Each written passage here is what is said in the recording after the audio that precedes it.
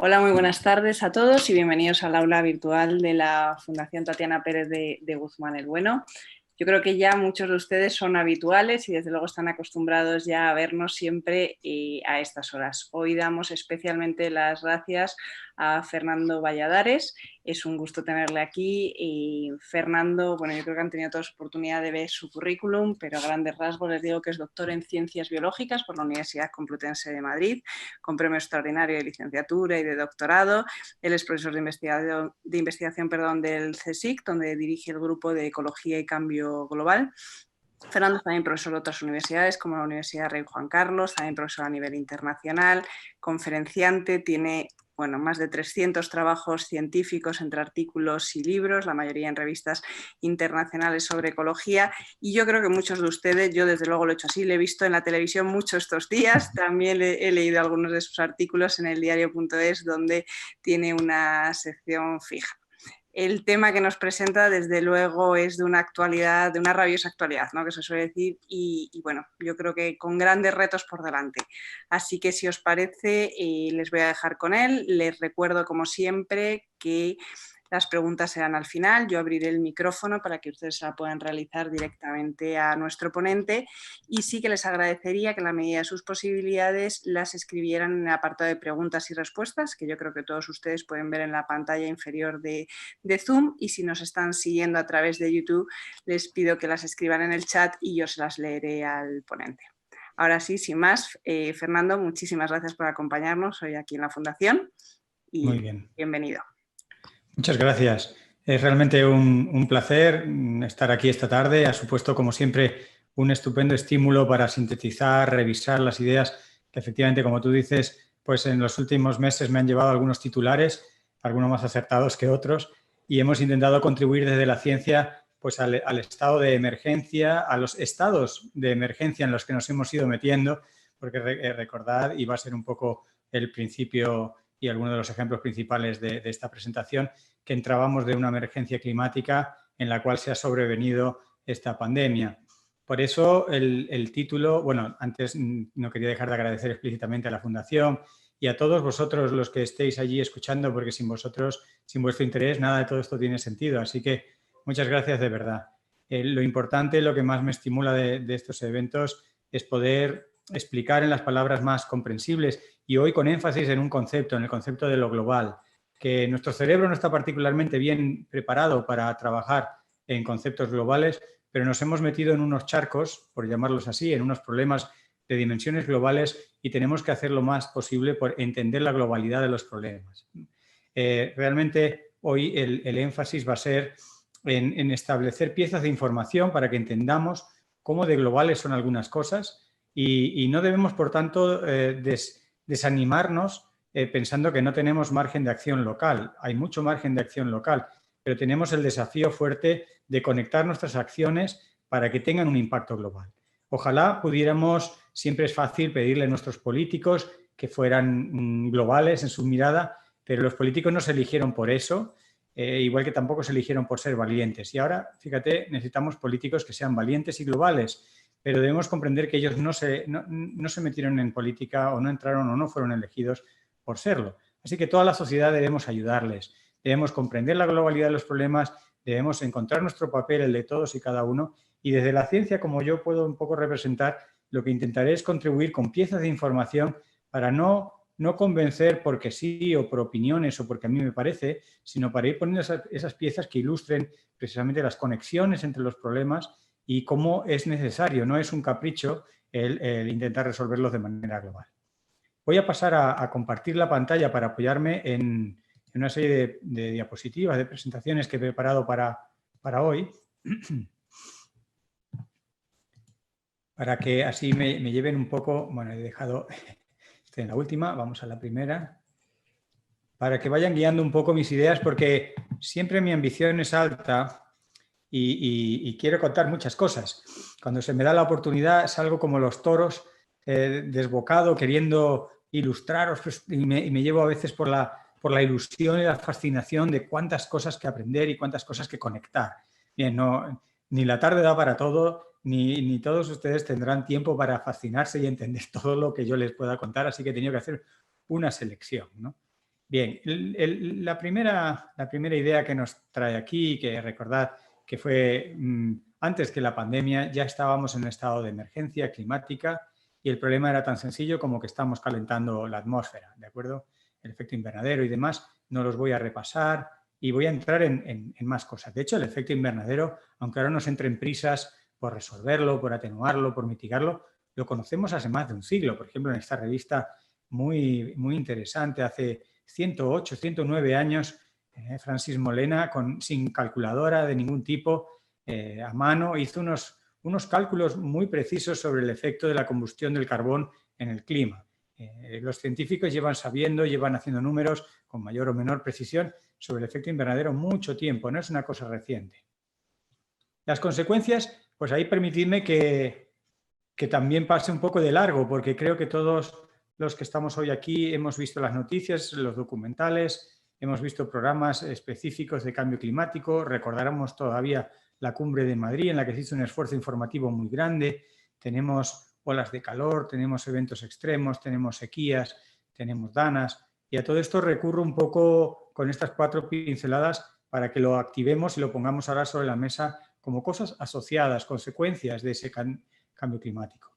Quizá un poco más cercano a nuestro presente y a nuestra geografía está lo que ocurrió con el delta del Ebro. No hace tanto, y antes de la pandemia, a mediados de enero, la famosa tormenta Gloria fue una manifestación extrema de lo que puede ser el cambio climático, con unos vientos de una intensidad pues, inusual y que con una elevación del nivel del mar y con unos cambios en las corrientes que todo ello se combinó como un cóctel tremendo para realmente alterar, erosionar y en pocos días hacer prácticamente desaparecer, aunque sea de forma temporal, el delta del Ebro.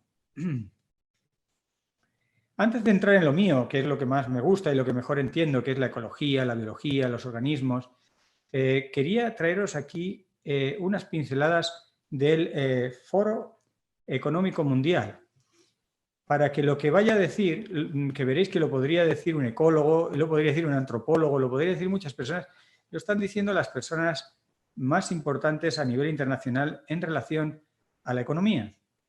Ahora estamos todos preocupados en la pandemia con el retorno a esa normalidad y estamos viendo la economía como una fuente de preocupación, ¿verdad? Bueno, veamos lo que decían antes de la pandemia, porque este informe salió en enero-febrero de este mismo año. Y en 4 pinceladas, bueno, primero recordaros que el objetivo del World Economic Forum, del Foro Económico Mundial, es un objetivo muy loable que podemos compartir todos. No son los malos de la película, no vienen a robar a nadie. Su compromiso es ni más ni menos mejorar el estado del mundo. Y además no engañan a nadie porque ellos quieren mejorar el estado del mundo para hacer dinero. O sea, su objetivo es lucrarse, es que sus inversiones financieras no se vengan abajo, ¿de acuerdo? No engañan a nadie en eso, pero su objetivo es completamente lícito y a mí, personalmente, me parece estupendo que quieren mejorar el estado del mundo. En su informe analizan el estado del mundo y ven dónde están los principales riesgos.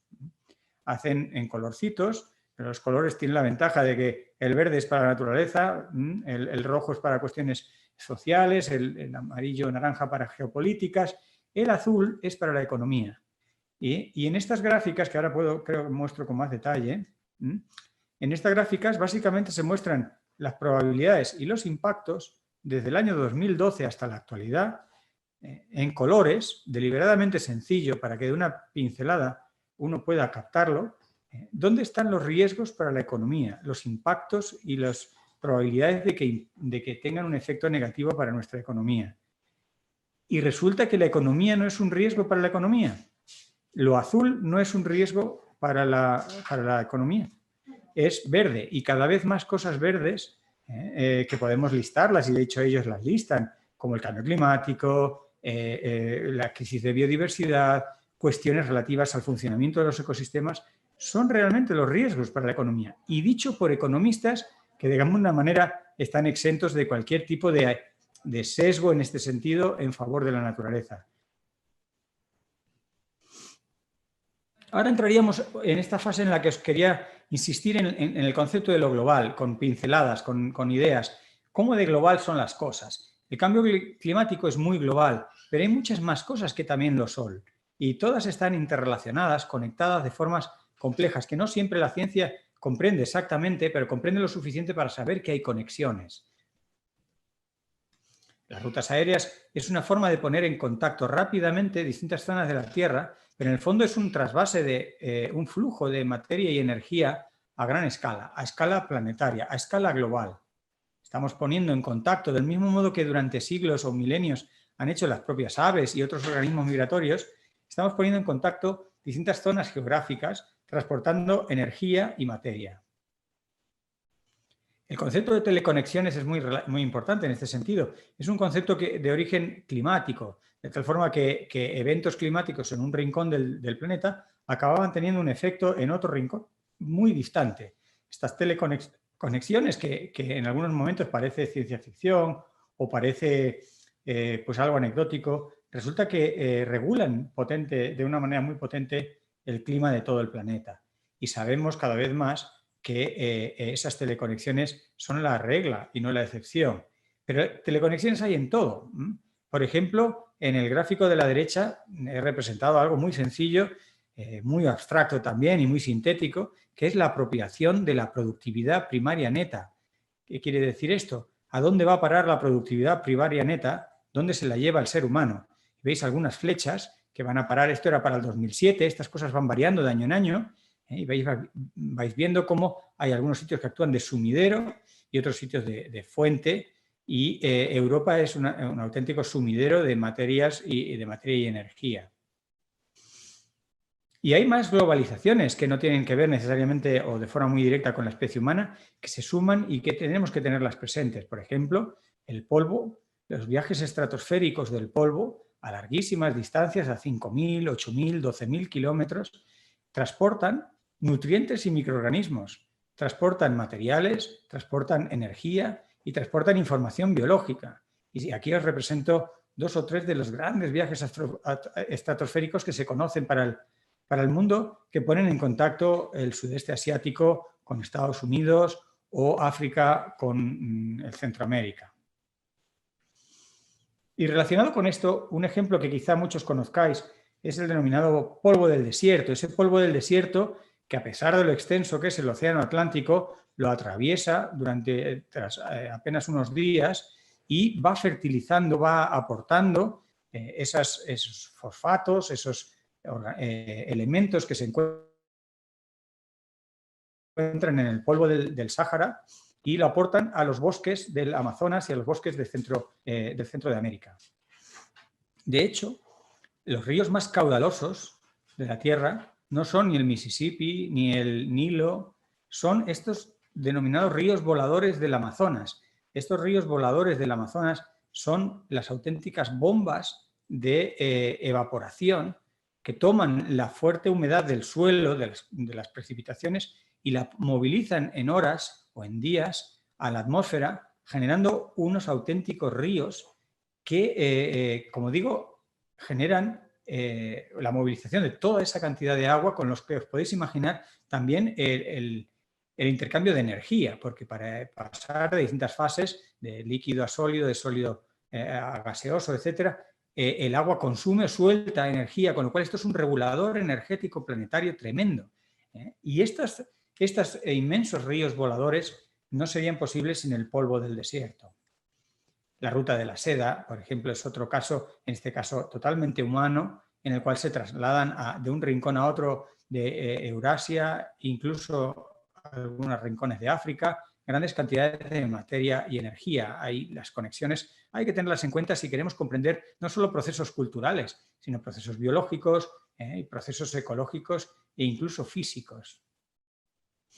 Hoy en día tenemos la ruta de los opiáceos, por ejemplo, que sigue un perfil muy parecido al de la ruta de la seda, y en general tenemos toda una serie de rutas de importación-exportación en la cual el ser humano, consciente o inconscientemente, deliberadamente, porque tiene como objetivo movilizar una determinada sustancia, pero para ello requiere la movilización de mucha energía, directa o indirectamente, acaba teniendo, como en cascada, efectos en la energía y en la materia de todo el planeta. Esto es así, no es una visión particular, no es una orientación cosmogónica, es tal cual, es literal. Este es un mapa de exportaciones e importaciones en la Tierra. Los datos los podéis buscar en Internet y son números impresionantes, la cantidad de materia y energía que podemos movilizar. Si sabemos que el clima está yendo mal, si tenemos evidencias y por eso se declaró esa emergencia climática, y que para arreglar algo que va mal tenemos que entender cómo funciona, tenemos que indagar un poco en aspectos de mecanismos y procesos detrás de estas conexiones y detrás de esta globalidad. Y permitidme que vuelva al ejemplo del bosque amazónico y del polvo del desierto. Esos árboles del bosque amazónico que bombean toneladas, prácticamente 1 tonelada de agua por árbol y por día. Imaginar los millones de árboles que hay, pues los millones de toneladas de agua que se ponen en circulación cada día.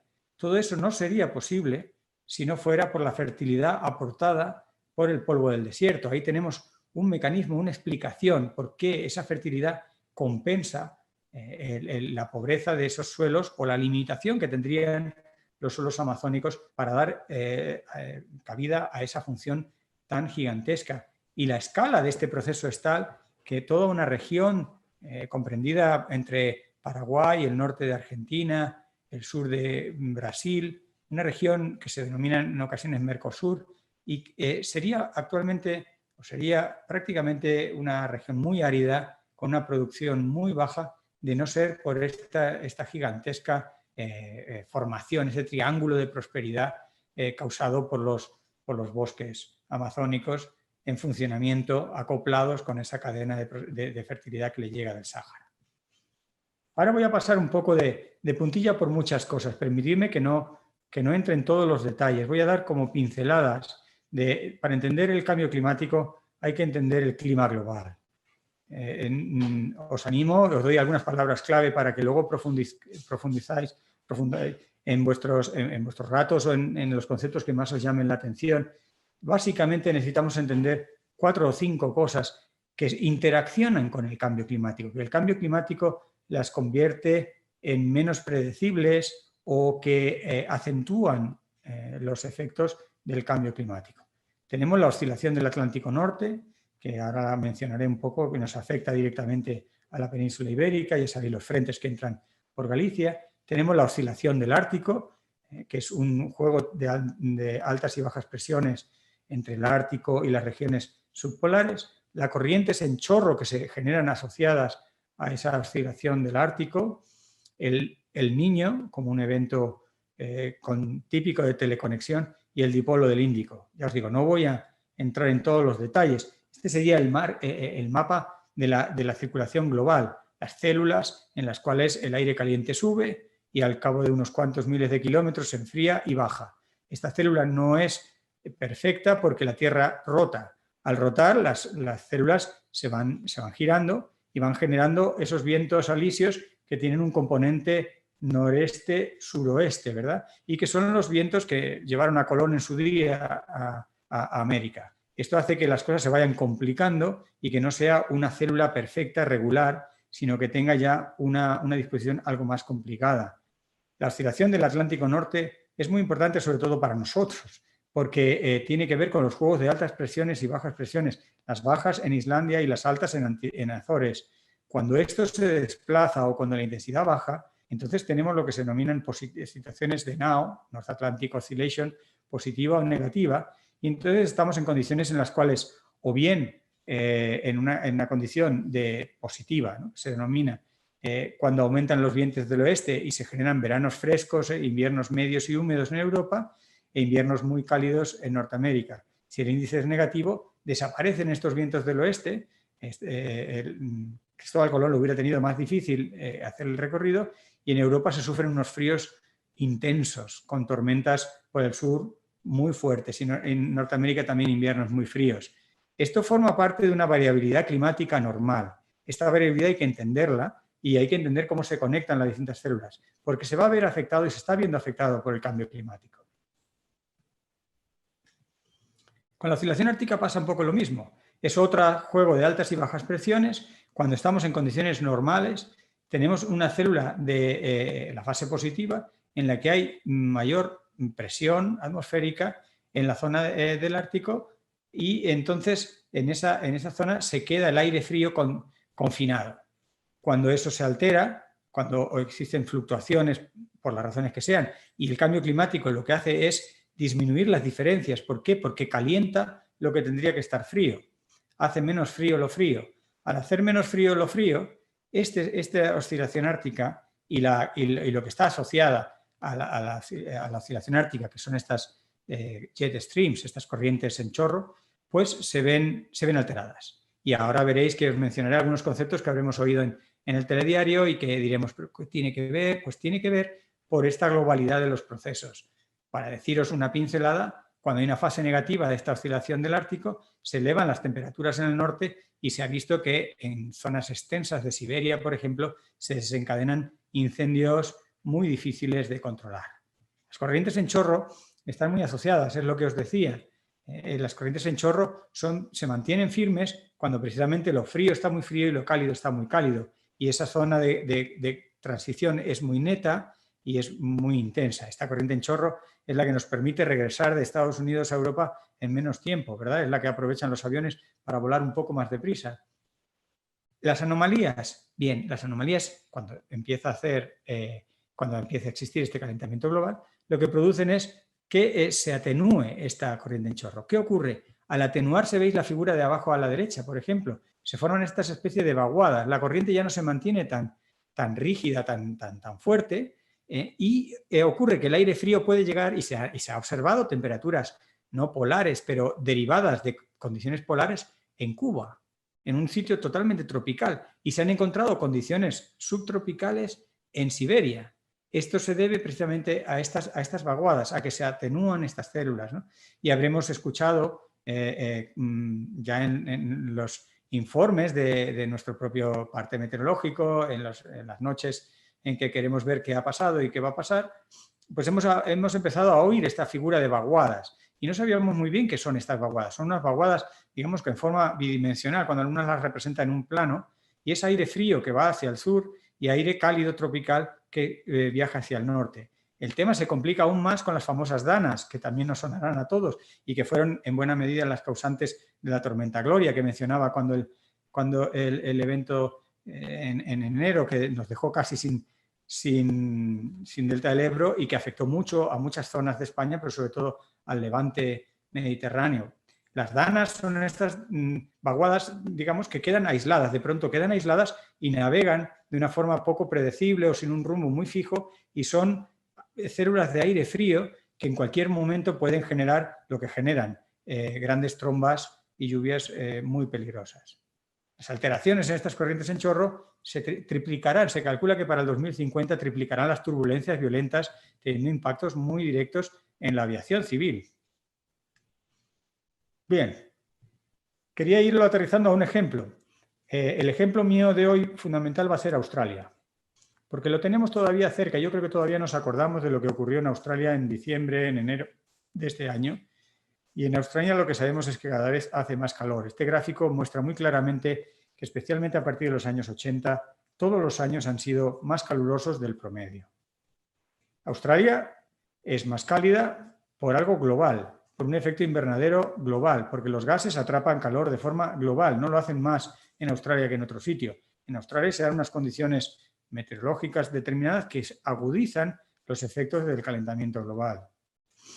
Los dos gases más importantes, el dióxido de carbono, pero cada vez más el metano, están creciendo de forma muy rápida en las últimas décadas, y este crecimiento hace que se capture globalmente más energía del Sol, o dicho de otra manera, no se deje reemitir al universo, al espacio exterior, la radiación que entra en la atmósfera terrestre. Lo de que Australia hace más calor no hubiera sido suficiente para explicar lo que ocurrió en los tremendos incendios. ¿Qué ocurrió allí? Bueno, pues hay que tener en cuenta lo que, admitido por el Buró de Meteorología del gobierno australiano, fue la razón última del desastre australiano. Fueron los meses anteriores que trajeron una sequía impresionante, una sequía de récord. Esa sequía que se sumaba a la sequía de otros años, porque fue particularmente intensa entre abril del 2018 y noviembre del 2019, 20 meses de carencia de precipitación, generó paisajes como este. Paisajes en los que daba miedo caminar, en los que los colegas científicos nos decían esto va a entrar en llamas en cualquier momento y no sabremos qué hacer. Y efectivamente entró en llamas. Y las llamas fueron sobrecogedoras. Para que os hagáis una idea, se detectaron llamas con temperaturas de 2000 grados. Claro, 2000 grados es mucha temperatura, nadie sabemos bien lo que es eso, pero un incendio forestal ya se considera preocupante y peligroso cuando tiene 500 grados. Esto eran 2000 grados. Cuando las llamas alcanzan esa temperatura, no hay sistema de extinción humano hoy en día capaz de hacer frente. Es buscar las rutas de evacuación. Eso es imposible. ¿Qué es lo que pasó? Bueno, la ciencia cuida el rescate y, como siempre, es más fácil explicar a toro pasado lo que ocurrió. ¿Qué ocurrió? Bien, se formaron células que se denominan, en la base eran pirocúmulos. Una situación meteorológica en la cual la nube, grandísima, y conocéis los estratocúmulos, los cumulonimbos, estas nubes como de algodón gigantes que se elevan por evolución diurna. Bien, en este caso están generadas por la propia tormenta. Se llama piro por fuego y los aerosoles y los productos de ignición del fuego se elevan y se acaban formando una nube. Al enfriarse, el agua pasa de forma gaseosa a precipitación, se generan tormentas con mucho aparato eléctrico y eso genera una célula de nuevos focos de incendios, pero sobre todo, lo más peligroso de todo, es que se genera una célula convectiva en la cual se oxigena la base del fuego, porque el fuego asciende y ese espacio es inmediatamente rellenado con un aire cada vez de más lejos, porque estas células se hacen cada vez más grandes, más rico en oxígeno. A más oxígeno, más temperatura de la llama, más elevación del pirocúmulo y eso se convierte en una espiral muy difícil de parar. Como digo, autocatálisis se denomina. Aquí tenéis el tamaño de un pirocúmulo en comparación a un avión de caza, para que veáis las dimensiones de lo que hablamos. Se acaban los pirocúmulos formando en tormentas de fuego. Es un incendio de tal intensidad que crea y mantiene su propio sistema de ventilación. Ya no se va a extinguir, al revés. Está favoreciendo los mecanismos con nuevo oxígeno para aumentar a temperaturas de 2000 grados y eso, mientras haya combustible, seguirá funcionando. Y la cosa no acaba aquí, para que veáis lo dantesco que pueda ser la situación. Periódicamente se forman en el centro de estas tormentas lo que se denominan tornados ígneos, tormentas ígneas, donde se forman vórtices en los cuales, como un pequeño huracán, pero un huracán de fuego, el oxígeno en este caso todavía se obtiene con más rapidez porque se obtiene una rotación que trae el oxígeno de los alrededores con más velocidad y permite todavía temperaturas de las llamas y permite que las llamas se eleven centenas de metros por encima del nivel del suelo. Incluso de noche hay algunas escenas tremendas. Aquí veis un incendio diurno, la formación de un tornado ígneo en Australia en enero. Aquí tenéis otro de noche y veréis cómo en poco tiempo, en pocos minutos, las llamas alcanzan prácticamente 1 kilómetro de altura. Esto hace que el incendio empiece a poder saltar de una célula a otra de una forma, como decíamos antes, totalmente imparable. Sabemos por los registros que Australia cada día, cada año, cada mes es más seca. La sequía es cada vez más intensa. Y aquí es donde tenemos que recurrir a nuestros recién adquiridos conocimientos de clima global. Y tenemos que entender que Australia está entre dos células, entre dos dipolos, entre dos grandes mares, el Pacífico y el Índico. Y esto genera el denominado dipolo del Índico. Este dipolo del Índico, quizá no recordéis, pero en enero, mientras Australia se quemaba, en África había unas lluvias torrenciales tremendas, precisamente porque son dos células que están conectadas. Cuando se produce una situación anómala en el dipolo del Índico, del mar Índico, y quiere decir que Australia está cálida y seca, el riesgo de incendios aumenta. En África, sin embargo, está húmeda y lluviosa y se provocan grandes desastres por esa razón, por todo lo contrario, ¿no? El Niño es un famoso dipolo, no voy a entrar en él, es el dipolo del Pacífico, mucho más estudiado y mejor conocido, pero de similar intensidad y sufre esas anomalías que interaccionan de forma compleja con el clima. El dipolo del Índico pues, se descubrió hace no mucho, Se descubrió hace apenas 25 años, 23 años, y se sabe que tiene una cierta periodicidad. El caso es que cuando se altera la circulación global, Australia tiene un grave riesgo de periodo de incendios devastadores. Sabemos que el niño indio, como le han llamado a este dipolo, ha podido estar operando más de 6.000 años, porque lo demuestran los arrecifes de coral. En fin, desde el punto de vista de conocimiento científico hay ya bastante información acumulada desde que se descubrió, pero qué hacer al respecto es complicado. Solo podemos, de momento, establecer esas conexiones globales. Australia está rodeada además por dos dipolos, ¿no? Por el dipolo del Pacífico y por el dipolo del Índico, con lo cual todavía es más globalizado. Y para hacer este juego de lo global a lo local, permitirme recordaros o insistir en la idea de que lo que ocurre en Australia no se queda en Australia.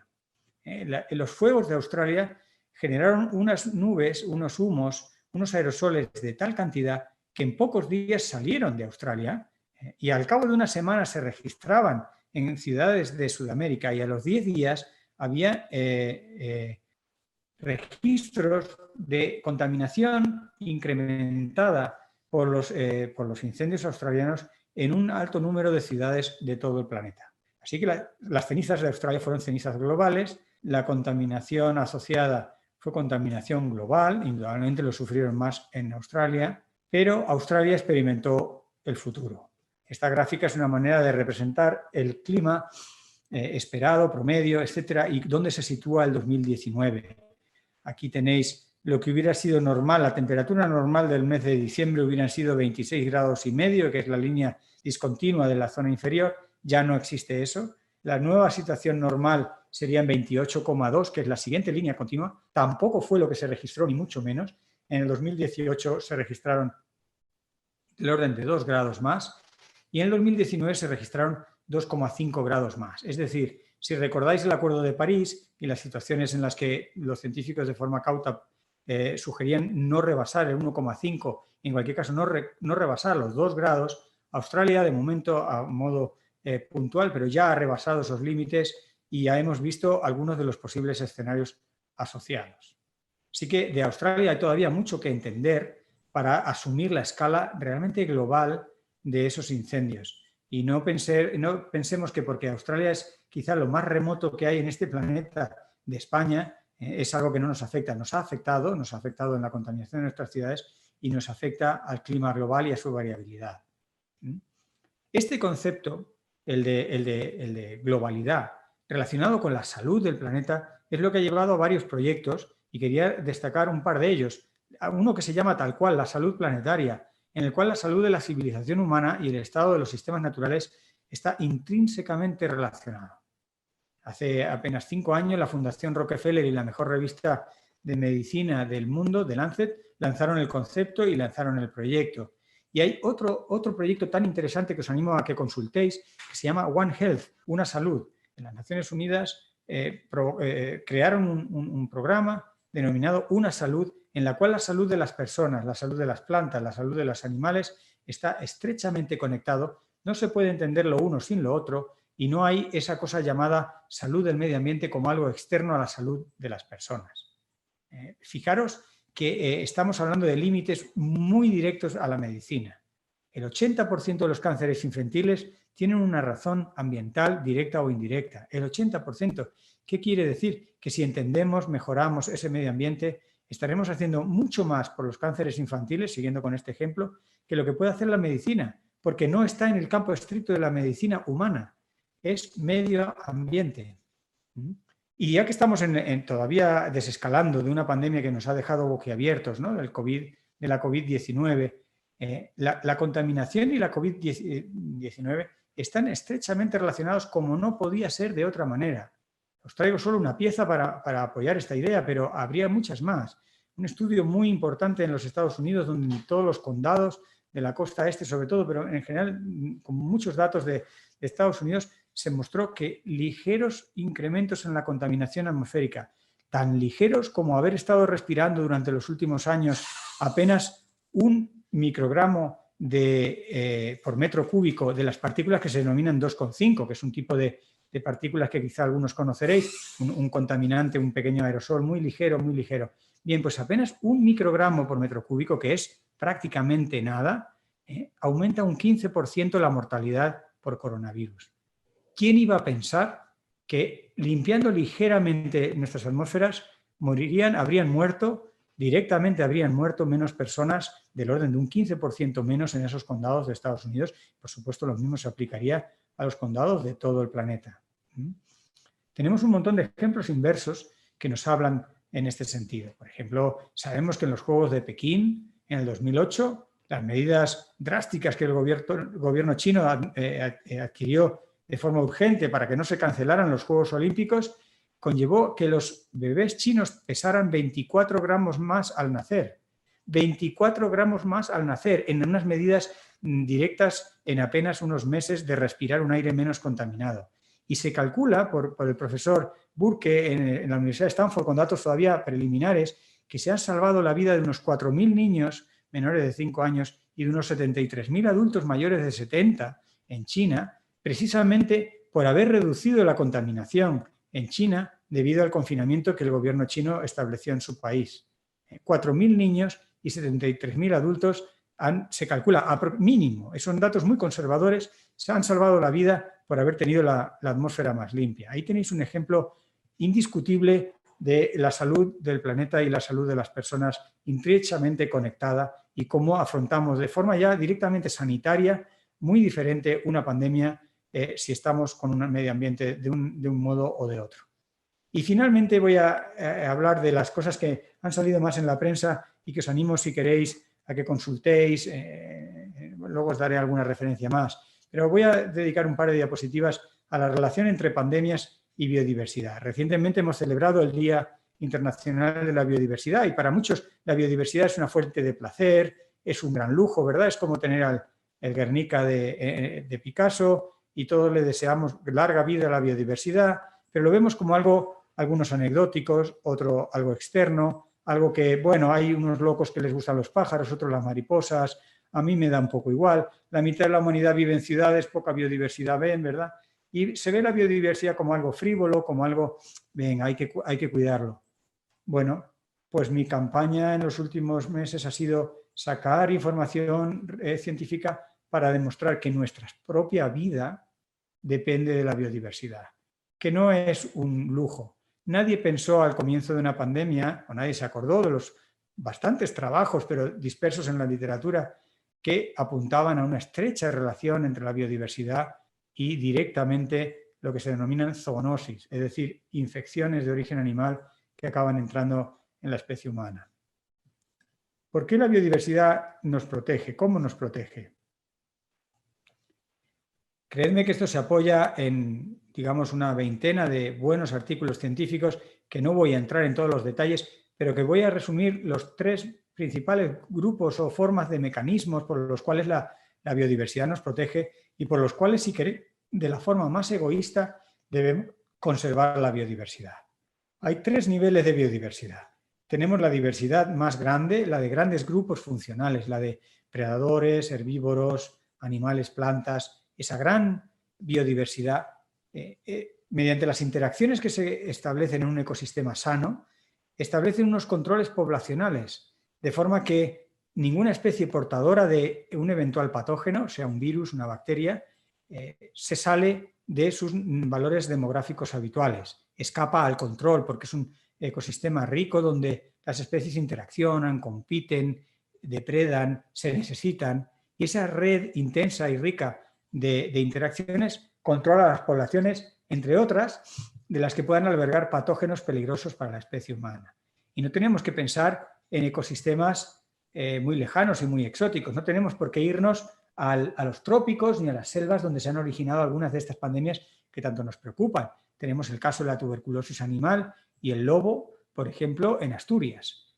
Sabemos que los sitios sin lobo tienen mucho más riesgo de tuberculosis animal, manteniendo una población igual de jabalís. Los jabalíes están mucho más afectados por tuberculosis cuando es la propia tuberculosis la que los mata que cuando es el lobo el que los mata. Y tenemos la misma población de jabalís pero el grado de infecciosidad del jabalí, el riesgo de contagio a otros jabalís y a otras especies de la cadena trófica y eventualmente a especies domésticas es muy diferente. Con lobo todo va mejor. El segundo nivel sería por dilución. El segundo nivel, la biodiversidad, quiere decir la gran variación de grupos de especies similares. Por ejemplo, se ha visto cuando hay muchas especies de aves, una vez más en la costa de Estados Unidos, que está muy estudiado, y fijaros que son latitudes templadas, no estamos hablando de ecosistemas exóticos, lejanos, estamos hablando de sitios perfectamente compatibles, comparables, similares a los que vivimos muchos de nosotros. Pues ahí se observó que la diversidad de aves disminuía muchísimo el riesgo, en este caso, de la enfermedad de Lyme.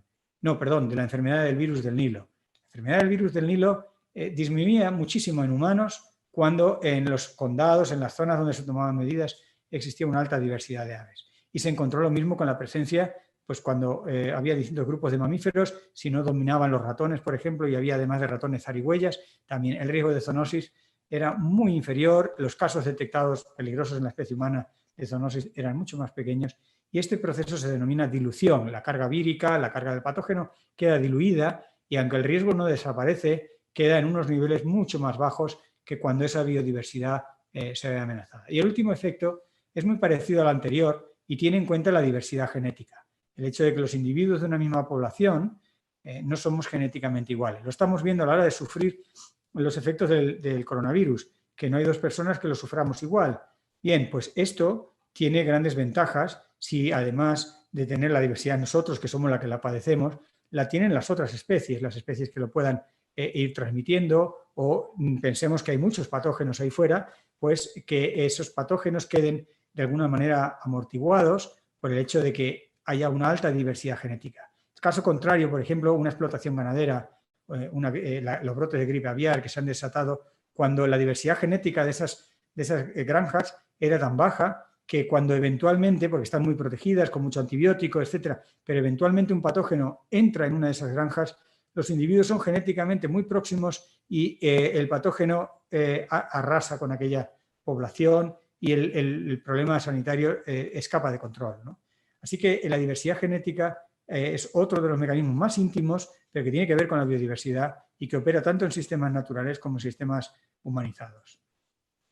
La ecuación de la crisis que nos ha llevado aquí podríamos decirla en tres variables muy sencillas. La magnitud del desastre, la magnitud de la pandemia, tiene que ver con la desigualdad social que está en el origen de muchos de los problemas, con el hecho de que las personas acudan de forma, como sin otra alternativa, al alimento, digamos, de especies exóticas, ilegales para su tráfico y captura, que sometan a las especies a condiciones luego muy poco sanitarias durante su manipulación y se conviertan esas especies cada vez en más infectivas.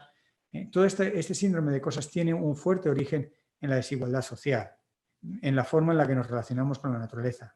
Del mismo modo que también simplificamos ecosistemas porque tenemos una fuerte centralización de las riquezas y somos capaces de faunar y de deforestar y de degradar ecosistemas a una escala tremenda, generando problemas que nos quedan muy grandes. Esta desigualdad social hace que una vez que el problema se desencadene, no tengamos mecanismos para controlarlo. Indudablemente esto está acoplado con la destrucción, con la pura destrucción ambiental, bien por causas de desigualdad social, bien por causas de sobreexplotación o por una relación ingenua de pensar que los recursos naturales son infinitos. Nuestra naturaleza no está preparada para amortiguar los eventos climáticos, ya lo hemos visto con bosques que no atenúan las temperaturas, no está preparada para bajar los riesgos de zoonosis. Cuando se ocurre una infección que podría ser local, pues esa infección alcanza rápidamente unas escalas tremendas porque se ve todo ello amplificado por la globalización. La globalización es un arma de doble filo, es un arma muy potente que lo mismo permite a los científicos colaborar muy rápidamente para plantear una auténtica vacuna que permite que un patógeno rápidamente se expanda en pocos días y sea la situación sanitariamente muy difícil de controlar.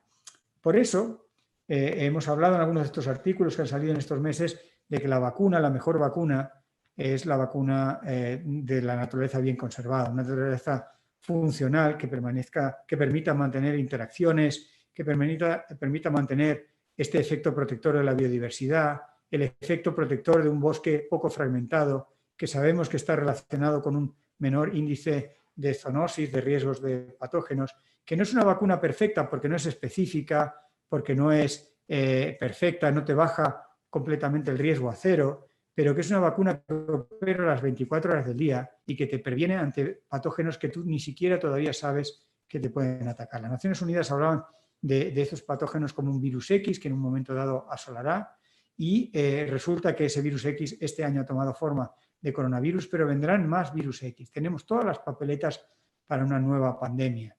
Este tipo de cosas las resumí en un vídeo que subimos a YouTube hace unos meses y que tuvo bastante acogida y, como digo, lo podéis encontrar en entrevistas muy interesantes que me hicieron periodistas muy sagaces y muy profesionales en La Vanguardia, en El País, en El Confidencial, y me sacaron muchas ideas concretas. Si tenéis interés en Google seguro que lo encontráis. Todo esto y mucho más lo pongo en mi página web, que no lo hago de verdad por propaganda, sino lo hago con toda la intención de que podáis, si tenéis curiosidad, profundizar en esta información. Hay una sección entera en mi página web, Valladares Info, dedicada a todos los enlaces en medios y comunicaciones, pero también tengo pues enlaces a mis vídeos donde explico cosas. He intentado poner lo más posible, lo más fácil para todo el mundo, los artículos científicos en los que se basan los datos y las cosas que digo, pero en palabras llanas y directas. Y siempre se puede trazar el origen al artículo original. Así que ya para concluir quería compartir con vosotros las tres opciones. Son tres opciones, si queréis, retóricas o filosóficas o lógicas. ¿Qué tres opciones hay entre la crisis ambiental que hemos generado, que estamos generando y que claramente nos queda muy grande? Bueno, tenemos la opción de negar una o más piezas del rompecabezas a fin de simplificar. Somos expertos en simplificar las cosas, en negar alguna que no nos cuadra, centrarnos en alguna que sí, restaurar la famosa dinámica del bien contra el mal, los buenos contra los malos, elegir cuál es nuestro lado y asumir que las cosas no funcionan debido al otro lado, pase lo que pase. Esa es una postura que la estamos viendo en algunos países, que la estamos viendo en algunas comunidades autónomas, que la estamos viendo en algunos vecinos. Y hay otra postura que es, sin embargo, aceptar, que es lo que he intentado hoy, no convenceros, sino daros pieza para que vosotros en vuestro día a día, en vuestro conocimiento, veáis si esta es la opción realmente más certera. Yo creo que sí, que es aceptar que en muchos asuntos clave del presente y del futuro tenemos muchas opciones posibles, se abren muchas opciones. Cuando a Fernando Simón le preguntan algunas cuestiones de la desescalada y demás, veréis que dice, no lo sé. Bien, pues esto es el día a día en la ciencia. Hay muchas opciones porque no sabemos valorar todas las consecuencias, no conocemos todos los factores implicados, precisamente porque son dimensiones muy globales y tenemos que ser pacientes y escuchar a expertos muy distintos. A lo mejor salimos en algún momento un experto determinado de ecología, otro del medio sanitario, otro de la química, otro de la física. Necesitamos epidemiólogos, pero también necesitamos humanistas, necesitamos filósofos, necesitamos sociólogos. Poner de acuerdo, escuchar a estos distintos expertos lleva tiempo y nos llevará a momentos de incertidumbre. Tenemos que entender que compartimos todos responsabilidad por ir tomando estas decisiones, porque ninguna decisión será perfecta, pero creo que será mucho más próxima a la resolución de los eventuales problemas que aún están por venir que negar como era en la situación 1. Y finalmente tenemos la tercera opción, que es elegir, no elegir. El elegir, no elegir está representado típicamente por las personas que ahora mismo están anteponiendo una vez más la economía a la salud. Están diciendo la economía ante todo. Algunos dirigentes, como sabéis, en Brasil o incluso en Estados Unidos o en China, lo han dicho explícitamente que la economía es más importante que la salud de las personas, pero muchos de nosotros era como que no queríamos aceptarlo. Sin embargo, nos estamos viendo arrastrados en esta urgencia por recuperar esa economía que disfrutábamos sin ser muy conscientes de las consecuencias. Hemos tenido unos meses de sufrimiento, de preocupación global que deberían hacernos recordar que volveremos a las andadas si no cambiamos profundamente algo. Y lo dejo por aquí, encantado. Muchísimas gracias.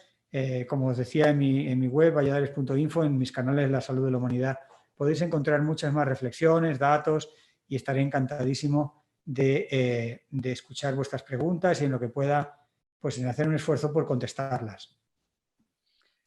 Muchísimas gracias, Fernando. Muchas gracias por tu conferencia y, desde luego, problemas globales que requieren claramente, yo creo, una actuación bastante rápida. Yo te quería hacer una pregunta. ¿Hay espacio para la esperanza? Porque a veces, la verdad, cuando se os escucha hablar, se ve todo muy negro. O sea, incluso los escenarios, es verdad que yo creo que no dan pie demasiado al optimismo y sí al realismo. Entonces, me gustaría un poco saber tu opinión. Yo creo que no es ninguna tontería esa frase de la esperanza es lo último que se pierde. Realmente hay esperanza. Indudablemente tenemos que ser conscientes de que no podemos volver atrás en todo. Las especies que se han extinguido para siempre, la sobreexplotación de algunos recursos ya es irreversible, algunas condiciones climáticas no se podrán revertir. No podemos pensar que borrón y cuenta nueva y empezamos la partida de cero. No, pero sí que hay mucho margen. Hay mucho margen y los científicos nos hemos puesto de acuerdo con los políticos en establecer cosas, por ejemplo, como la Agenda 2030. La Agenda 2030 es una agenda de desarrollo sostenible que seguro que es imperfecta, que seguro que es incompleta, que seguro que se puede hacer de otras maneras, pero ahí hay, por poner un ejemplo, una agenda donde se establecen algunas secuencias a hacer. El Ministerio de Transición Ecológica ha puesto una ley de cambio climático que es insuficiente, lamento decirlo, y la propia ministra lo sabe, y todo el mundo lo sabe, pero va en la buena dirección. ¿Qué quiere decir? Que cuanto antes empecemos a caminar en una dirección muy diferente, cada vez tendremos más opciones de ir eligiendo y de sufrir menos los efectos adversos. Esperanzas hay hasta el último momento y la especie humana ha sido siempre capaz de reinventarse una y otra vez. Realmente el desafío bonito, lo interesante, es pensar que lo haremos con pocas pérdidas. Cuando por fin tengamos la vacuna, que nos sirve mucho de ejemplo, la vacuna, en el momento de la vacuna no va a servirle de nada a las personas que han muerto. Y además esa vacuna solo va a servir para ese maldito, y perdonad que lo diga así, para ese maldito patógeno. No va a servir para ningún otro patógeno, e incluso ese maldito patógeno mutará, al cabo de unos años posiblemente nos la dé con queso y nos confunda, y sea el mismo patógeno y la vacuna no nos sirva, como pasa con la gripe, ¿no? Entonces la vacuna que estamos haciendo con tanto esfuerzo no nos va a servir tanto como una naturaleza diferente. Y la naturaleza diferente, conservada, funcional, solo la vamos a conseguir si nuestra actitud honesta, profunda, es diferente. Y eso a su vez solo lo vamos a conseguir si ponemos la salud, que como he intentado convenceros, pero si no leerlo, la salud nuestra y la de los ecosistemas es una, no hay dos cosas. Si la salud grande, esa gran salud, se antepone a la economía. Mientras antepongamos la economía a la salud, todo irán siendo parches, medidas mitigadoras, atenuadoras, parcialmente funcionales, que van en la buena dirección, pero que no nos evitarán realmente otra pandemia dentro de un año o 3. Muchísimas gracias, Fernando. He abierto ahora el micrófono a Alejandro Rodríguez Bolaño. Alejandro, buenas tardes. Buenas tardes. Bueno, mil gracias, Fernando, por la charla y por tomar este tiempo para acercarnos a estas cosas, ¿no? Yo tenía dos preguntas principalmente que están muy ligadas. Y la primera va en relación sobre lo abstractos que son estos problemas, ¿no? Los grandes problemas a los que nos enfrentamos cuando hablamos de migraciones, por ejemplo, cuando hablamos de pobreza. Los llevamos al abstracto y los hacemos grupos, ¿eh? Y lo mismo ocurre con el cambio climático, ¿no? Entonces, al final, yo puedo intentar comprender la situación o la pobreza acercándome a la situación de pobreza de personas concretas y puedo, a raíz de ahí, establecer estrategias que me lleven a solventar esa situación, ¿no? Entonces, ¿cuál sería el símil aplicable a este tipo de problemas como el cambio climático, como la degradación de los ecosistemas, ¿no? Es decir, ¿cómo se puede acercar más a las personas, ¿no? Y esto un poco enlaza con la segunda pregunta, que es yo cuando afronto qué rol tenemos todos, ¿no? Yo siempre veo tres vertientes en las que intento actuar. Pues una es como ciudadano, otra es como, pues en el día a día como trabajador, en la situación laboral que tú tengas, y por otro lado como consumidores, ¿no? Entonces, creo que van muy ligadas las dos preguntas, ¿no? Pero o cuál debe ser el rol que debemos tomar en esas tres? Bueno, efectivamente son las preguntas y yo no te las voy a contestar completamente. Te daré algunas piezas que ojalá ayuden a la contestación colectiva, porque son preguntas muy ambiciosas, del mismo modo que estoy leyendo por el rabillo del ojo a alguien que habla del falso dilema de la economía y la salud y hablando de la tecnología. Estamos hablando de problemas muy complejos y, por ejemplo, sobre la dimensión abstracta que tú estás mencionando, el cambio climático, que efectivamente nadie ve el cambio climático y que es una de las grandes diferencias con la pandemia, que sí vemos que se muere un familiar o que hay un número de personas que están contagiados y que ahí ha sido el momento de parón y de reflexión tan profundo que ha sufrido la humanidad. No solo hemos estado confinados, sino hemos estado realmente más reflexivos, observadores y diferentes, por llamarlo así, de lo que ha estado Homo sapiens en muchos meses, en muchos años. Entonces, las pandemias nos han tocado la piel, nos han tocado muy directamente algo para lo cual tenemos herramientas biológicas, cognitivas, para entender las razones del miedo. Hemos tenido un miedo real, un miedo tangible, un miedo que se huele. Sin embargo, el cambio climático es un concepto y el otro día hablábamos con unos antropólogos, un tipo de experto, por ejemplo, que hace mucha falta para comprender cómo podemos encajar un concepto tan abstracto como el cambio climático y tomar medidas biológicas, humanas, aterrizadas a nuestra sociedad, a nuestra tecnología a tiempo real.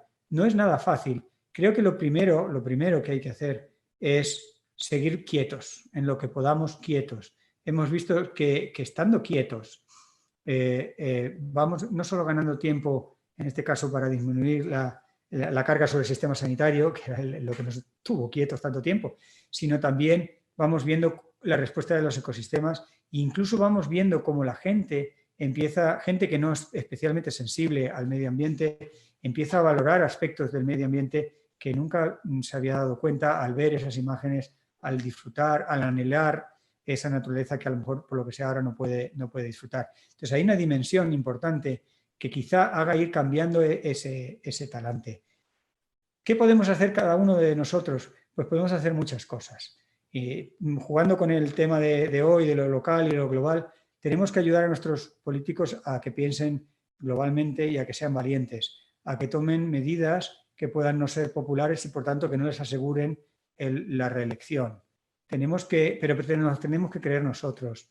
Si no queremos que los políticos se peleen por razones electoralistas, tenemos nosotros mismos que dejar de pelearnos y ser capaces de encontrar qué nos pone en común a personas con distinto nivel adquisitivo, que vivimos en distintos países o que nos gustan distintas cosas, ¿no? Tenemos que hacer ese trabajo profundo, honesto, de ver que de esta salimos juntos o no salimos, o saldremos pero realmente con muchos traumas, ¿no? Y con muchos efectos colaterales. Esa es una labor muy profunda y muy de largo recorrido que como especie tenemos el desafío ahí delante. Y en cuanto a cosas más del día a día, pues nos podemos llevar una sorpresa si empezamos a cotillear y a mirar pues nuestra huella ambiental y nos damos cuenta de pronto que comer carne o tener hijos tiene una huella ambiental muchísimo más grande que muchas cosas relacionadas con reciclar plásticos, porque el reciclar plásticos tiene un techo. Si vamos poniendo en perspectiva, no estoy diciendo para nada que decidamos tener más o menos hijos o que decidamos cambiar este tipo de cosas profundas, pero sí que antes de tomar una decisión es importante valorar. Y nuestra huella ecológica, en el caso de la carne puedo decirlo con más argumentos, porque una vez más, el comer algo menos de carne, no estoy diciendo de renunciar a ella completamente, pero comer menos carne también es más cardiosaludable, provoca menos enfermedades en la propia especie humana, ¿no? Pero provoca muchos menos trastornos ambientales y nuestra huella ambiental disminuye muchísimo, sobre todo carne de vacuno. Yo lo siento y a mí me encanta la carne de vacuno y sé que esto habría que hacerlo de forma escalonada y dando alternativas e ir generando determinadas actividades que poco a poco fueran reemplazando a esos usos, pero no podemos permitirnos determinadas actividades. Y pasan porque hagamos todos una reflexión honesta de nuestro día a día, de las actividades, y no porque hagamos muchas cosas pequeñitas estaremos quizá disminuyendo nuestra huella ambiental. Pero sobre todo, confiemos en nuestra capacidad. Como antes me preguntaba Leticia si hay esperanzas, sí que hay esperanzas, estamos a tiempo, claro que estamos a tiempo, cuanto más tardemos en tomar estas decisiones, el tiempo será menor y las decisiones que nos queden por tomar serán más limitadas. Pues muchísimas gracias, Fernando. Seguimos con el turno de preguntas. José María Barona, buenas tardes. Hola, buenas tardes. Sí, le oímos un poquito lejos, José. ¿Qué tal? Hola, buenas tardes. Sí. Buenas tardes. José María, sí. Sí, mi comentario es que el dilema salud versus economía, tener que elegir entre economía o salud, es algo que yo no puedo compartir. Creo que debemos integrar ambos aspectos. El progreso consiste no solo en tener salud, sino también en mejorar la calidad de vida. Entonces quería preguntar su opinión sobre el papel de la tecnología. Es decir, por ejemplo, los procesos productivos son cada vez más eficientes, contaminan menos, los coches son cada vez más eficientes, contaminan menos. Es decir, ¿qué hay de fomentar el crecimiento y la acumulación del conocimiento en la sociedad para hacer posible en el futuro esta comunicación de mejorar la salud a la vez que se mejora la economía? Muchas gracias. Muy bien. Te he escuchado, es lo que te iba a decir, con dificultad, pero creo que he captado el mensaje. Y José María, estoy muy de acuerdo contigo y tu reivindicación del papel de la tecnología. La tecnología ha tenido y tiene un papel muy importante y es un gran capacitador de cosas. Si me meto a veces con la tecnología es porque nos ha dado una falsa impresión de que lo podíamos controlar todo. Y eso es lo que nos ha hecho ponernos de espaldas a la naturaleza en muchos casos, pensando que los efectos colaterales de contaminar las aguas los íbamos a controlar siempre con una depuradora, o que las emisiones de los gases de efecto invernadero las íbamos a poder controlar con una tecnología de captación de esos gases. Esto nos ha dado una visión como especie muy triunfalista y muy basada en la tecnología de que siempre estaríamos un paso por encima de los problemas que generamos. Y estamos viendo que no es así. Pero dicho eso, la tecnología tiene un fortísimo papel. Lo está cumpliendo ya y lo puede cumplir todavía más. Creedme, no me da tiempo a desarrollarlo y no tengo las piezas exactas de información, pero he estado en algunos foros tecnológicos y el consenso es absoluto. Existe tecnología para aliviar muchas de las tensiones ambientales que generamos al problema, tanto en cuestiones de biodiversidad como en cuestiones de cambio climático. La tecnología está ahí, pero no hay voluntad de mercado, no hay voluntad de cambiar. Socialmente esa tecnología no se pone a la escala del problema, se pone en iniciativas muy pequeñas o en iniciativas casi folclóricas, con una fuerte financiación estatal para que sean rentables. Las mismas grandes compañías, Iberdrola, Endesa, los grandes grupos productores de electricidad, tienen ya unas tecnologías muy capaces. No hablo solo de las renovables, que las renovables podríamos pensarlas más bien como una tecnología de transición, porque si hacemos la cuenta completa todavía no hay energía renovable que sea 100% renovable y tiene una huella ambiental, pero indudablemente es el horizonte a seguir y es el primer paso al que fundamentar.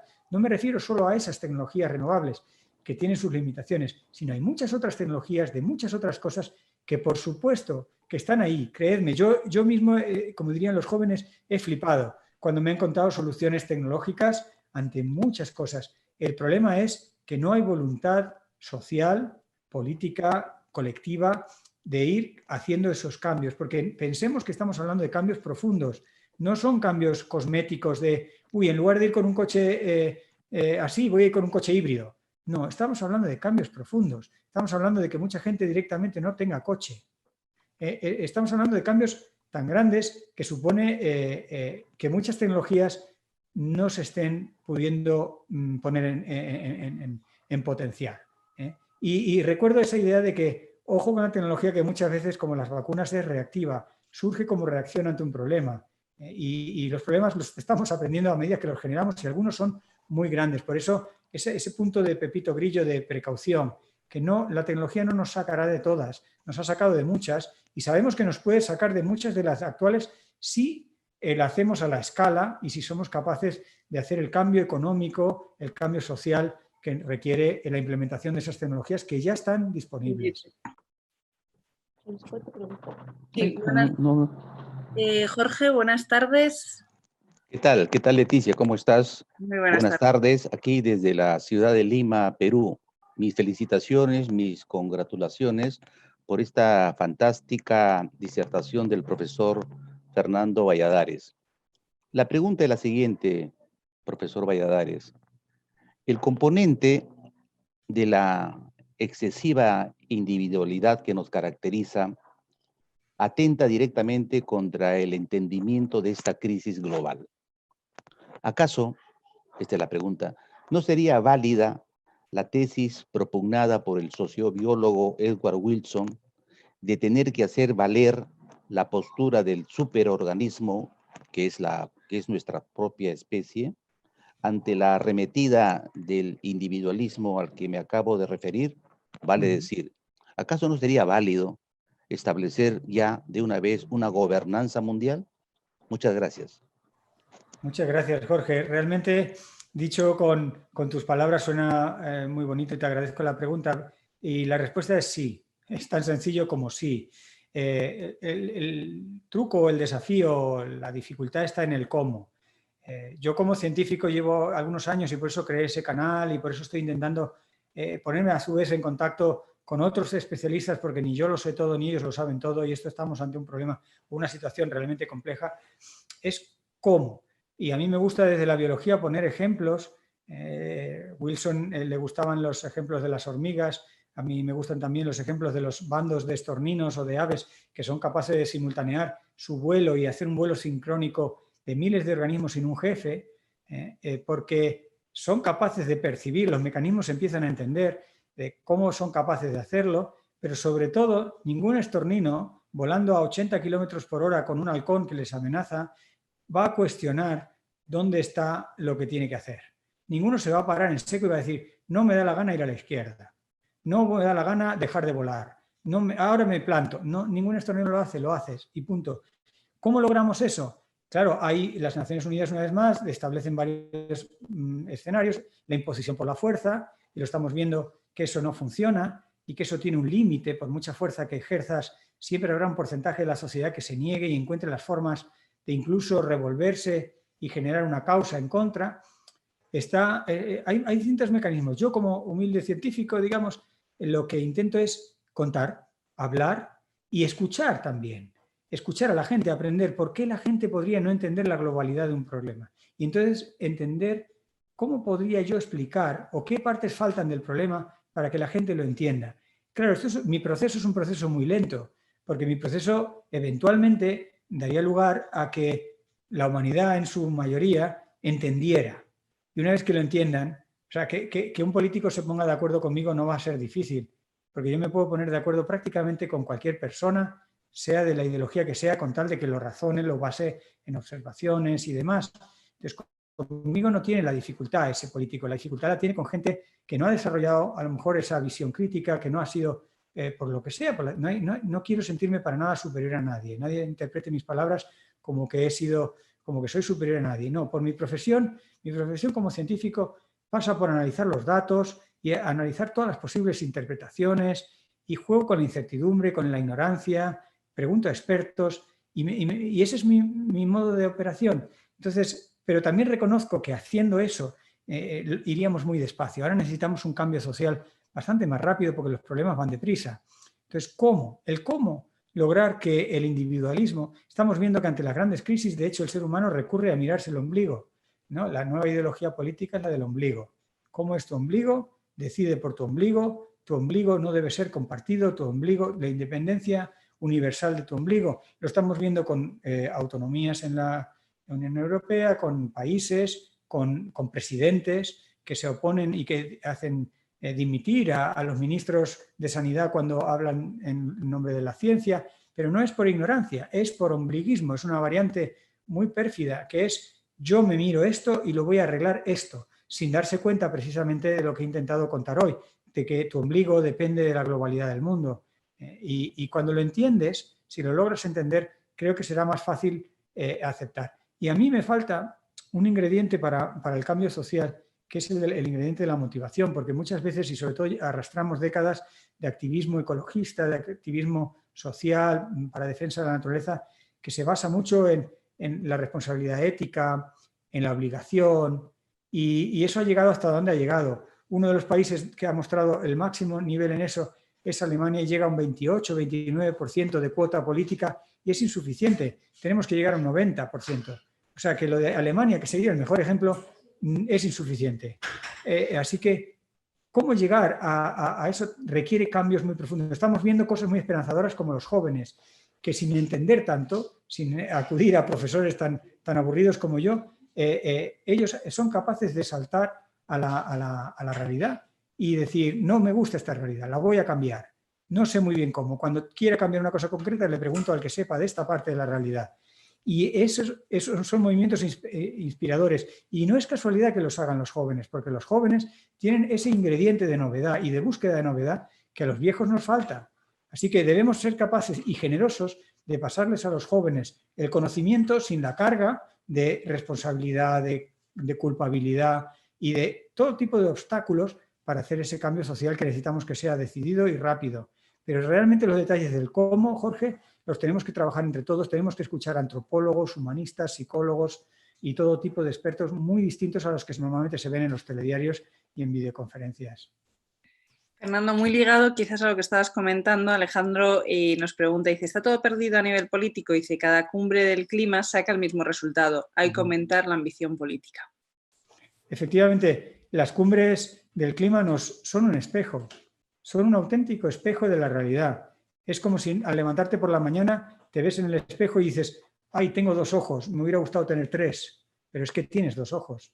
Las cumbres políticas son imprescindibles, son necesarias y cumplen su función.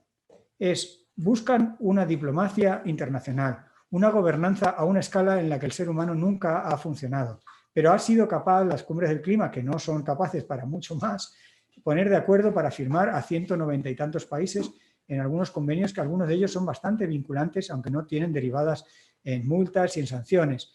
Las cumbres del clima cumplen cosas, pero son insuficientes. Del mismo modo que decía que la ley de cambio climático española va en la buena dirección, es importante, es imprescindible, pero es insuficiente, las cumbres del clima son insuficientes, las tenemos que arropar entre todos. Han servido, la de Madrid, por ejemplo, como una estupenda ocasión de reflexión. Hemos generado, y esto solo lo podía hacer España, y esto es un punto de nacionalismo en el mejor de los sentidos, el nacionalismo bien entendido. Qué orgulloso es ser español. Dicho por los alemanes, solo España podía hacer lo que hizo. ¿Qué hizo España? Cogió una cumbre internacional de la noche al día, porque pobres chilenos no pudieron hacer frente a su compromiso internacional de la cumbre, y de la noche a la mañana España asumió todas las responsabilidades y somos unos maestros de la improvisación. Pero además es que nos venimos arriba en los momentos más difíciles y creamos no ya la zona azul y la zona verde típicas de todas las cumbres, una zona azul en la que se toman decisiones y una zona verde en la que está, digamos, la sociedad civil, las ONGs y los grupos de presión, sino que España, ni corta ni perezosa, creó una zona turquesa sobre la marcha en la que estábamos algunos de nosotros y buscábamos facilitar el encuentro, el contacto entre esas 2 zonas tradicionales de las COP. Buscábamos algo distinto que no terminó de funcionar bien. No me quiero poner ninguna medalla, simplemente para deciros que a veces las emergencias, las urgencias y las ansiedades y las preocupaciones destacan y sacan lo mejor de nosotros. A un español muchas veces le sacan la mejor capacidad de improvisación. Las cumbres, yo estuve bastante tiempo de la cumbre y bastante tiempo después, como tomándome ibuprofeno para que no me doliera la cabeza después de la cumbre y diciéndole a la gente, después de la cumbre el cambio climático seguirá ahí. O sea, la cumbre climática no lo iba a resolver todo, pero sirvió también para, por ejemplo, hacer un montón de programas educativos. Fue muy bonito y muy interesante ver muchos profesores de secundaria, de primaria, aprendiendo y contando las dificultades para explicar a los chicos el cambio climático en sus clases. Fue un escenario en el que se dio el do de pecho en un tema muy importante para la sociedad. Luego fuimos arrasados por los incendios en Australia y por la pandemia, pero las cumbres cumplen una función. No pensemos, no caigamos en el riesgo simplón de pensar que con una cumbre o 2 lo solucionamos todo. Hacen falta, pero no son suficientes. Muchas gracias, Fernando. Vamos ahora con una pregunta de YouTube. Dice Juan Malpica, pregunta, dice, ¿servirá el confinamiento para tener una mayor concienciación en el medio ambiente o caerá en saco roto todo lo que haya podido mejorar la capa de ozono, etcétera? Dice, ¿ha sido necesaria la epidemia, para caer en la cuenta de las consecuencias globales del medio ambiente? Yo creo que sí ha cumplido una labor educativa. Yo creo que, y por eso he enfatizado algunos ejemplos, como el de la contaminación atmosférica. Fíjate, hace no mucho, en ciudades como Madrid, se estaba cayendo en un debate, perdonadme que lo diga, pero patético, sobre si Madrid Central sí o no.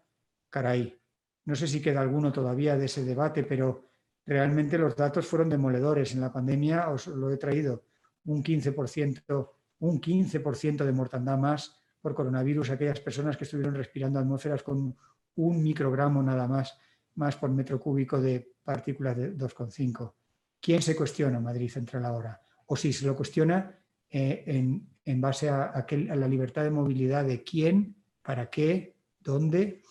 Creo que sí la pandemia ha servido mucho para avanzar en esas clases de comprensión de problemas globales, de comprensión de las conexiones ambientales de las cosas. Es verdad que mucho va a caer en saco roto, que dentro de poco estaremos tan preocupados por el día a día, por pagar las facturas, por, ay Dios mío, cómo nos organizamos ahora con los chicos para el colegio, que es verdad, y son preocupaciones lícitas que nos van a cegar el día a día, pero tenemos que hacer un pequeño esfuerzo y de vez en cuando, igual que Thanksgiving en el mundo anglosajón se creó para dar las gracias por aquellos días tan tremendos de los que se logró superar con esfuerzo, pues las crisis de pobreza y de hambruna, pues tendríamos que hacer algo parecido, aunque sea de carácter simbólico, para recordar que la pandemia se llevó gente por delante y que se podía haber evitado en otras condiciones ambientales, o por lo menos los riesgos hubieran sido otros, las situaciones hubieran sido otras, el número de contagios y de muertos hubiera sido otra. Y sobre todo en prevención de lo que ya sabemos que es por venir otra, ¿no? Cuando pase esta, no podemos contar victoria y decir, ya está, estamos libres, vendrán más. No lo digo yo como agorero, por favor, nada más lejos de mi intención una tarde de un jueves que poder deciros, chicos, chicas, cuando acabemos el coronavirus se acabará la zoonosis. La historia de la humanidad está llena de zoonosis, pero la zoonosis de la actualidad tiene unas dimensiones y una peligrosidad, pues como hacemos todas las cosas últimamente, de una escala muy grande. Y yo creo que sí ha servido para darnos cuenta de eso. A mí me encanta el mensaje de los jóvenes, me encanta la percepción de los que trabajan día a día con los jóvenes, que son muchos maestros. Me encanta la complicidad que ya se ha constatado desde el punto de vista psicológico entre las generaciones de los más mayores con la de los más jóvenes y nosotros como generación sándwich, teóricamente la producción, la sociedad más productiva, una sección que somos irrelevantes y miramos como un partido de tenis a los abuelos y a los nietos que ellos están entendiendo y están entendiendo más de lo importante que es todo esto. A mí eso me encanta, me habla de novedad, necesitamos hacer cosas diferentes y quiero pensar que haremos algo diferente. No creo que vaya a ser, por supuesto, un cambio tan idílico como el que necesitamos y que en septiembre hayamos abolido un montón de cosas, pero sí me gustaría que se repensaran, y lo digo con todo afán provocativo, pues algunas comunidades de nuestro propio país, hemos visto Andalucía, Murcia, Madrid, otras, que han suavizado las regulaciones ambientales para permitir actividades económicas con mucho daño ambiental, y para que el daño ambiental no sea evaluado y no sea un límite al desarrollo, pues que por favor lo replanteen y que tengan la valentía de explicarlo todo a la ciudadanía, que están haciendo eso a este precio, y que los ciudadanos con toda la información digan, pues mira, no, ¿sabes qué? Yo quiero tener un mar menor saludable, o yo quiero que los riesgos de pandemia bajen un poco, aunque signifique tener más población en el paro, y ya iremos viendo cómo generamos actividades laborales alternativas. Pero que lo decidamos con toda la información completa. En estos mareos de cifras, los políticos actuales son muy buenos y son muy pícaros. Ahí ya es una variante que no estoy tan seguro que todos compartamos. La picardía de mostrarte el dato que les interesa para su argumento, pero no te muestran el otro, que normalmente suele ser esa tremenda huella ambiental del desarrollo de determinada actividad. que no te la terminan de contar. Porque al final el medio ambiente lo pagamos todos y salen los beneficios porque el medio ambiente nunca se repercute en la factura, ¿verdad? Nadie hace un campo de golf incluyendo todos los gastos en la sobreexplotación de agua, en la pérdida de calidad estética del paisaje, polinización. Si uno sumara todos los recursos naturales que se han interrumpido por el campo de golf, ese campo de golf nunca daría suficiente rentabilidad económica, nunca, por mucho que traiga a los turistas de más dinero. Muchas gracias, Fernando. Un poco en la línea de lo que vienes comentando y en una época en la que hemos escuchado que constantemente se le consultaba a los expertos, digamos que ¿qué papel tiene la ciencia realmente en la toma de decisiones políticas? O sea, sí que se os tiene, digamos, en cuenta a los científicos o las leyes van a veces por un lado y la ciencia por el otro.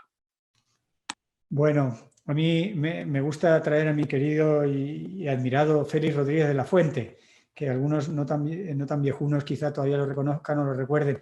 Un vídeo suyo o un audio suyo se ha hecho viral los meses pasados y tenía una actualidad tremenda. La cadena SER, de hecho, lo retransmitió en directo, dura 5 minutos. Parece que lo hubiera grabado ayer y lo grabó hace 40 años. Y hablaba un poco de la sorpresa, hablaba con un poco de esa ironía que él ponía, ¿no? De con qué sorpresa las decisiones políticas se toman de espaldas a la ciencia. Yo no quiero caer en esa tentación fácil como científico de decir no nos escuchan. Yo me he encontrado con los políticos a veces sorprendentemente bien informados. Me he encontrado en paneles donde el último contenido científico estaba disponible y donde los informes que utilizaban para tomar decisiones contenían, la verdad, buenos datos científicos. Por eso rompo una lanza por muchos políticos y creo que la ley de cambio climático se ha basado en la ciencia. Ahora, cuando lo que la ciencia dice se traduce a la ley o se traduce a un proyecto concreto que se presenta en el Parlamento, de pronto ha cambiado sustancialmente. Y por poneros un ejemplo, algunos de nosotros nos fueron llamando a interpelaciones parlamentarias con el problema de las especies exóticas que se vuelven invasoras. Y hay una tensión con el grupo de cazadores que algunas de las especies exóticas les gusta cazarlas y querían que se legislara y que se pudiera desregular el que no fueran especies, digamos, negativas para el ambiente. Bien, se nos llamó a diversos científicos, fuimos pasando por allí. Los parlamentarios tuvieron un conocimiento de ecología que Félix Rodríguez de la Fuente estaría muy contento y luego no se hizo ningún caso. La ley no tuvo absolutamente... Y entonces uno se le queda cara de decir, pues si yo no es por no venir aquí al Congreso, si siempre es bonito verlo, pero realmente si no se va a hacer caso, ¿qué quiere decir? También hay que entender, es fácil criticar, pero también hay que entender la difícil posición que tienen los políticos. Estamos viendo que de pronto un político habla de sanidad del Mar Menor y entonces le dicen que cómo se le ocurre arrimarse a Bildu. Tú dices, ¿qué tiene que ver? O si el feminismo forma parte de la acción contra el cambio climático del movimiento. Tú dices, así, con eso de tirarse arena a los ojos y tal, claro, muchos políticos desarrollan mecanismos, o políticos, ya no solo políticos, sino partidos políticos, mecanismos defensivos y meten como las leyes y cosas ambientalmente interesantes, medio camufladas, para ver si se aprueban en un momento políticamente oportuno. Esa forma de hacer política es muy poco funcional. Estamos viendo ahora, el otro día escuchábamos a algunos políticos de opciones políticas no muy proclive a ello, pero que bienvenidos sean, hablaban de facilitar una política útil. Digo, exactamente. Por fin lo vais entendiendo. La política debe ser útil. La política no debe ser para yo poder seguir, yo y los míos, yo y los que me votan, yo seguir aquí porque alguien decidió en un momento que éramos los buenos, hay que seguir, hay que seguir, hay que seguir. No, eso pervierte el sistema. La política debe ser útil. Y es verdad que la política se llena la boca diciendo que es el arte de hacer posible lo imposible, y yo me sorprendo, y ahí sí que me quito el sombrero sin ninguna ironía, ante la capacidad de algunos políticos de reconciliar posturas muy difíciles de reconciliar, el arte de la diplomacia extrema. Eso es un arte y esos son buenos nuestros políticos, pero lo emplean a veces en el peor de los sentidos para perseverar con sus ideas sin ser del todo honestos. Y a la ciencia Ahora hemos estado sorprendidos viendo a Fernando Simón salir a contarnos cómo estaba la pandemia, cuál era la desescalada, y ha sido un estado histórico. Nunca en la historia de España, nunca, la ciencia ha estado tan directa en la toma de decisiones. Nunca, lo siento, que le ha tocado al PSOE, que será una medalla que se pueda poner el PSOE, me da exactamente igual. El gobierno que ha pasado por ahí, se llame como se llame, ha tenido en esta ocasión la circunstancia en la que ha formado un comité científico en el que la mejor ciencia se ponía ahí. La mejor ciencia, señores, lamento deciros, es incompleta. Los científicos nos tiramos la mitad del tiempo diciendo no lo sé, a diferencia de la mayoría de los políticos que te dirán lo sé todo, vamos para adelante. Los científicos decimos no lo sé y Fernando Simón ha tenido que decir muchas veces no lo sé. Y esto tiene una probabilidad, no es certeza. Y lo que dijimos la semana pasada no se aplica ahora. Y ojalá hubiéramos sabido el día de la concentración del 8M lo que sabemos ahora. Claro, pero en aquel entonces no lo sabíamos. Entonces, hemos vivido un momento histórico. Saquemos lo mejor de este momento histórico. ¿Qué es? La ciencia al servicio de la política y de la sociedad. Y ha dado una función. Podemos calcular en miles de españoles los que han dejado de morir por haber puesto la ciencia imperfecta, incompleta, tardía, al servicio de la política a tiempo real. No se esperaba una cumbre sanitaria de las Naciones Unidas para tomar una decisión. No, a tiempo real los especialistas españoles se juntaban, habían hablado esa tarde por videoconferencia con uno en Estados Unidos, con uno en Japón, con uno en Alemania. Se ponían los datos de lo que se sabía del coronavirus y se tomaba la mejor decisión política sobre bases científicas. Eso es hacer historia con mayúscula y es para sentirse orgullosos. Ciencia de verdad, imperfecta, incompleta y tardía, que siempre será así. Muchas gracias, Fernando. Pues ahora ya sí que vamos a tener que ir acabando. He dejado casi para el final dos preguntas a las que, como científico, no sé si tiene respuesta y desde luego no son fáciles de contestar. Por un lado, Mari Carmen pregunta, dice, por favor, ¿podría explicar las razones biocientíficas de por qué en España ha habido tantos fallecimientos y contagios por COVID? Y Cristina, muy en esa línea, también dice, ¿cuál es su teoría sobre cómo se originó esta pandemia? Bueno, el origen de la pandemia, con todavía algunas piezas de Sherlock Holmes por desentrañar, parece que se puede contar en pocas palabras en una variante de un coronavirus que se sabe que estuvo en el murciélago durante mucho tiempo, durante muchos años. El murciélago, como otras especies, no culpabilicemos al murciélago, alberga multitud de patógenos con lo que coexiste una relación de amor y odio y se dejan vivir sin matarse mutuamente. Esta variante de coronavirus se originó muy probablemente en el murciélago, en una especie muy afín, se compartió con otras especies, muy probablemente entre ellas estaba el famoso pangolín, y en algún momento, probablemente del año pasado, del 19, pero mucho antes de lo que pensamos, empezó a entrar en contacto con el ser humano. Se dio un cóctel de situaciones en las cuales el sistema inmune del o de los animales que portaban al coronavirus, al COVID-19, estaba el sistema inmune seguramente muy deprimido por un alto nivel de estrés, una manipulación ilegal directamente durante días, un mantenimiento en condiciones poco sanitarias, lo convirtió todavía en una bomba de infecciosidad mucho mayor.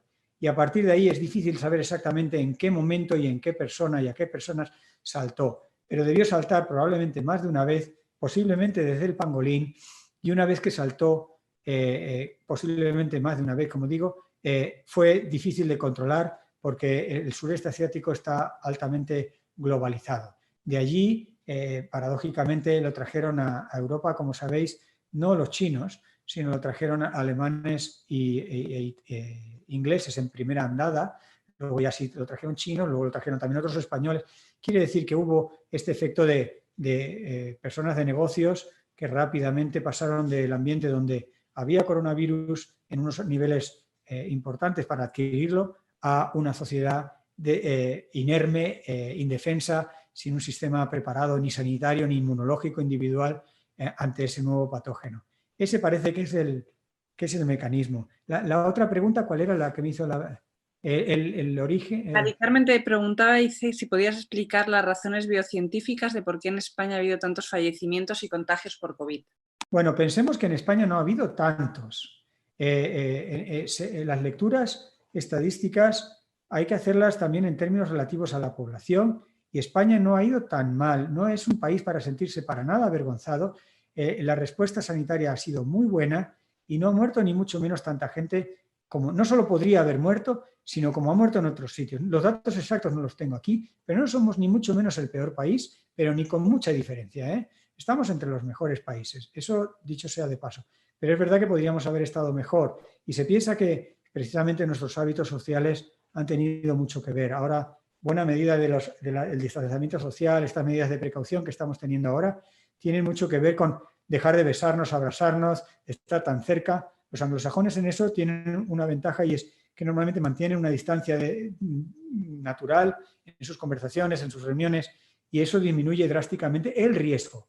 No lo baja a cero, disminuye el riesgo. Entonces, la velocidad del contagio es proporcional al riesgo, y en España el riesgo era alto. Tenemos ahora un nuevo escenario de una sociedad un poco atemorizada, tenemos la preocupación de nuestros jóvenes que seguramente se olvidarán un poco de todo esto y tenderán a ser españoles en ese sentido social muy rápidamente, y esperemos que no haya que lamentarse un poco y volver a frenar, pero probablemente nuestros hábitos sociales han sido un amplificador. Pero no porque la genética, si era una de las cosas que se le pasaba por la cabeza, tenga nada que decir. No somos genéticamente ni mejores ni peores, y como país insisto en que no somos ni mucho menos los peores, tanto en números absolutos como relativos en cuanto a número de contagios y mortandad. Somos un país más que decente y que ha hecho muy bien sus deberes, y es para sentirse realmente orgullosos de lo bien que hemos respondido como colectivos. Sigamos comportándonos al menos así de bien, ¿no? Pues muchísimas gracias, Fernando. Tenemos que poner fin aquí a las conferencias. Sin duda alguna, nos has abierto los ojos y sobre todo nos has enseñado a pensar en la globalidad de las cosas, ¿no? Que muchas veces, efectivamente, no solo los políticos, sino también nosotros tendemos a mirar nuestro ombligo.